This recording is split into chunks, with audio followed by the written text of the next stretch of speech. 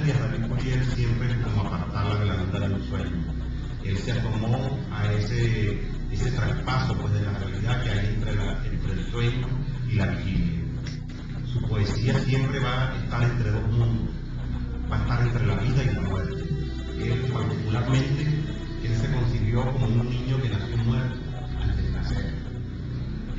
Yo me lo imagino en la solariega comarca que era Coro, el Coro aún sigue pareciendo una aldea. Yo me lo imagino a él sentado en la puerta de su casa, tal como decía Virgilio Medina, luchando con esta serie de fantasmas que se le presentaban.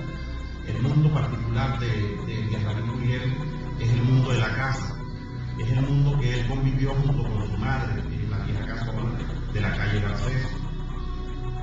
Hablar de Elías David Curiel es hablar de un poeta fuerte, según lo que dice Harold Bloom, que es un poeta que va a ser precursor de dos maneras. Uno, porque su poesía ha influenciado a todas las voces venideras, a todos los poetas que posteriormente se van a dar a conocer. Y otro, porque toda aquella poesía también que reacciona con la poesía que hizo Curiel. Es decir, una poesía que por moverse entre la vigilia y el sueño va a ser una poesía no de una interpretación fácil.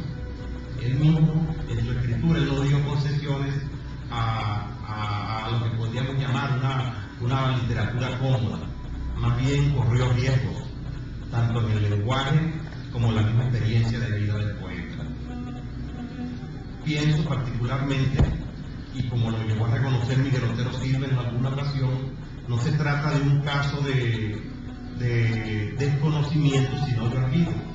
Elías David Curiel llegó a publicar en el Cosmo Ilustrado, que era el medio pues, donde se daban a conocer los grandes poetas, no solamente de Venezuela, sino de América, para su tiempo. Y en una ocasión le fue dedicada una página completa, y en otra ocasión salieron publicados unos poemas de él.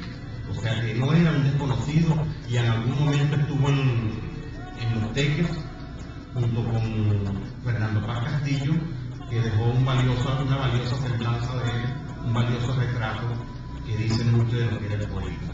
Es un poeta enigmático, dice Fernando Paz Castillo que el enigma pues, de su vida, el misterio con el que estaba enfrentado, se le notaba en sus ojos, en su profunda mirada.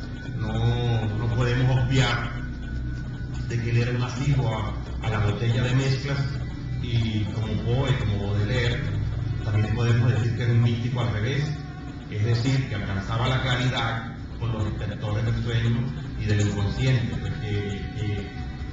va a ser el mundo pues, habitado por su ser, por ese ser que se expresa tanto en música astral como en los otros libros que él dejó.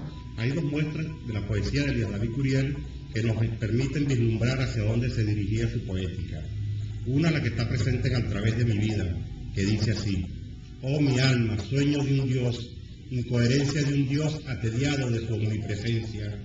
Se quedó dormida la buena fortuna sobre mis pañales en huérfana cuna, y más de 8 lustros que sueña dormida el hostil fantasma de mi propia vida. Mas quizás un día la diosa despierte y me manumita del cosmos la muerte, y en tanto que duerme la buena fortuna, mi espíritu viaja por zonas de luna. Oh mi alma, sueño de un Dios incoherencia, de un Dios atediado de su omnipresencia. La otra es la que nos remite a su relación con la ciudad y que está presente en Zona Ambiente. Vivo vida monótona, la calma de la muerta ciudad que fue mi cuna, en donde emparedada como en una bóveda ardiente se me asfixia el alma. Floreció el numen en mi estéril calma, fue la aridez de mi región la cuna de mis estrofas, donde encuentro una linfa de amor para la sed del alma. Cuando es mi pecho del fastidio cuna, e intento entonces respirar en una canción de hielo misteriosa calma. Si la intención no halla en el estro cuna, mi nativa ciudad me parece una bóveda ardiente en que se me asfixia el alma. ¿Por qué creen que él sigue después del olvido y siendo tan enigmático? Él sigue siendo un personaje que despierta tanta curiosidad y que reta a tantos poetas. Sí.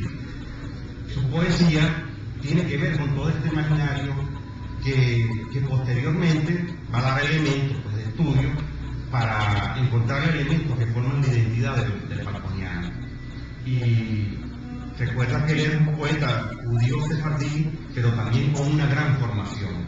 Entonces su horizonte cultural es vasto y va a incorporar, por eso se le dice precursor de la modernidad literaria en Venezuela, porque va a incorporar temas que no aparecían pues, en la etapa modernista o parnasiana de la poesía venezolana, como es el tratamiento del erotismo, el tratamiento de los fantasmas, de los tragos, de los rasgos del inconsciente. ¿Cuánta influencia crees tú que tiene esa herencia judío-sefardí en toda esa personalidad enigmática y en toda también, hasta cierto punto, ese estilo mágico? Mucho. Él profesaba pues, la cultura judía, pero tenía una relación reticente tanto con su cultura como con la cultura cristiana, que es la que hemos heredado, y va a estar en permanente contradicción. Y él se va a sentir como un exiliado, como algo extraño, pero no por esto deja de indagar en los elementos sagrados de esta palabra, porque vienen a nutrir su discernimiento del mundo. ¿Por qué crees tú que al final él toma esa decisión final por su vida? Es algo que es siempre difícil de contestar y tenemos que imaginarlo, como tantas cosas de su vida, tenemos que imaginarlo, tenemos que recrearlo, tenemos que ir a sus textos para entender por qué llegó a esa determinación. Pienso que su escritura, como tocó los límites, ya no tenía nada que buscar en la escritura, lo había dicho todo, casi todo, diría yo. Su poesía es profunda, como hemos dicho ya, enigmática, toma lo sagrado, toma el tema de la mujer, el tema del inframundo, los fantasmas, o sea que es una poesía muy rica pues, de contenido. Y en la Coro que él habitaba, él siempre vivió de espaldas a la ciudad. Recuerden que cuando en el tiempo que él vivió, también fueron los tiempos de armonía y alegría, que fueron aquellos grupos fundadores de la cultura en el Estado, por lo menos de la animación cultural, pero era un tipo de cultura con la que él no gustaba, como te diría, de la misma colonia judía o de la misma clase social a la que pertenecía.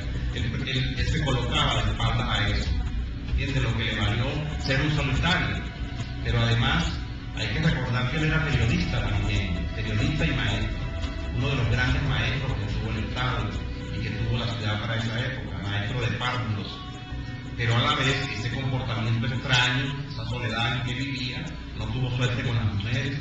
Hay un emblemático poema de él que se llama Al margen de mi vida, donde cuenta aquel episodio donde perdió el Pumafuente y perdió joyas valiosas de su mamá en una suerte de traseo con una mujer, y nunca tuvo suerte en el plano sentimental. Y particularmente creo que él llegó un poco tarde a esta decisión, pero es una decisión que él ha podido estar meditando y pensando por mucho tiempo.